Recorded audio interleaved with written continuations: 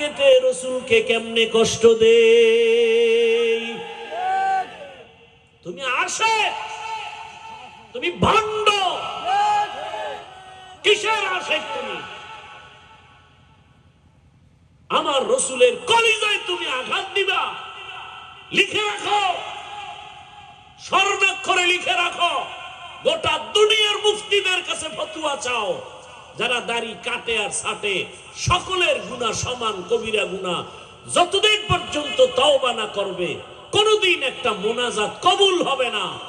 এবং 24টা ঘন্টার সেকেন্ডে সেকেন্ডে অল টাইম কবিরা গুনাহ, কবিরা গুনাহ, কবিরা গুনাহ, কবিরা গুনাহ। ও ঘুমাইয়া থাকলেও কবিরা গুনাহ লেখা বন্ধ নাই। তুমি আশিক, কিসের আশিক তুমি? তুমি বেঈমানের প্রতিবাদ করবা কখন?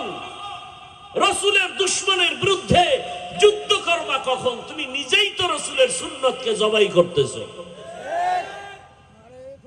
আল্লাহ হেদায়েত দান করুন।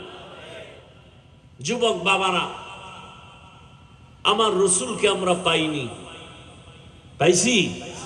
রসুল আবার আমাকে বয়ান দিতে আসবেন, সাহাবায়ে কেরাম আসবেন। সেই রসুল আমাদের জন্য রেখে গেছেন তার সুন্নত। বলতো যুবক বাবারা, সেই রসুলের সুন্নত পালন করবে হিন্দু ভাইরা, খ্রিস্টানেরা, ইহুদিরা?